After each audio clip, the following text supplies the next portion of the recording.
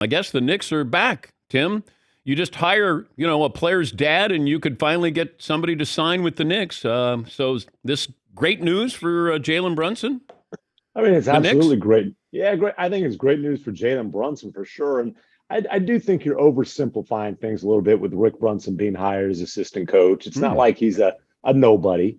It's not like he doesn't have deep connections to the Knicks. And this is the reason, part of the reason that the Knicks were always considered at least somewhat of a threat. Leon Rose, former power agent. Rick Brunson was his first client. He represented Jalen Brunson on his rookie deal. Rick Brunson's known Tom Thibodeau since Tibbs was coaching at Salem State, and Rick Brunson was at Salem High. This will be the third time that he's been on Tibbs' staff. But look, they're not getting Jalen Brunson just because of all those ties. They're not getting him just because they're saying, "Hey, you come here. The ball's in your hands. You are our primary playmaker. You are our starting point guard. You don't have to be in a shadow."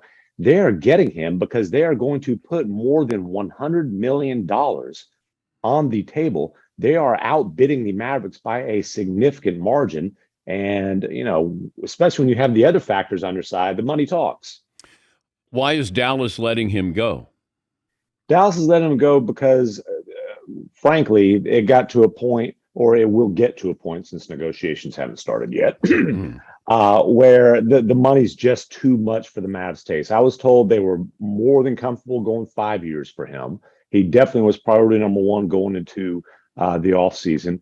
They felt like a fair comp was, quote, more than Fred VanVleet money. So you're talking 22, maybe 23 a year. 5 years, 110, 115, you're not getting close. I mean, the Knicks might get at or near that point on a 4-year deal. So, and I do think that part of this is Jalen Brunson, probably getting a taste of this during the playoffs. Those 3 games Lucas sat, he goes for 41 against the Jazz. He goes for 31 against the Jazz. Hey, I can run a show. And that is something that the Mavericks could not offer him. They're not going to take the ball out of Luka's hands to feature him. He fit very well next to Luka, but you can't blame a young ascending player for wanting more for himself, both financially and in terms of role. Yeah, but the Mavs can't afford to have less talent surrounding Luca. You're absolutely right. And look, there is no question this is a big blow to the Mavericks. They are losing the second best player from a team that just went to the Western Conference Finals. And they'll tell you, well, hey, we got Spencer Dinwiddie. We expect him to be even better this year. Tim Hardaway Jr. is coming back, but there's no spin. There's no way I can sit here and tell you this is not a significant hit to the Mavericks. And in hindsight, and frankly, even in foresight, they should have gotten the extension done with Brunson when they had a chance. If they'd have put 4 for 56 on the table last summer, he'd have signed in a heartbeat. Rick Brunson told me during the playoffs that they went to the Mavericks in January and said, "Hey, you put it on the table now, we'll sign that deal." The Mavericks waited until after the trade Wait, how deadline. much was the money for, Tim? That was 4 years, 56 million, 55.6 million. It's the exact same contract. It was the most they could give him on an extension.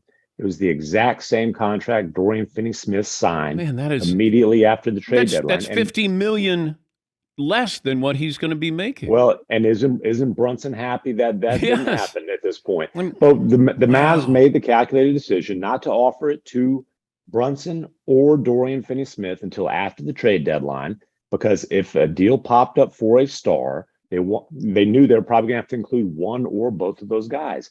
That deal didn't pop up. They got Dorian Finney-Smith done. They're going to lose Jalen Brunson, so you can say that calculated risk certainly backfired.